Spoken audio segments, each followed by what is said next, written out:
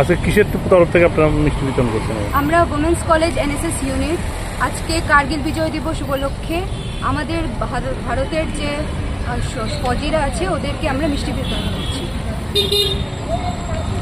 কারণে আজকে আমরা সুরক্ষিত আছি, ওদের জন্যই আমরা আজকে নিশ্চিন্তে ঘুমোতে পারছি। আমরা এর জন্য ওদের পাশে আমরা দাঁড়াচ্ছি।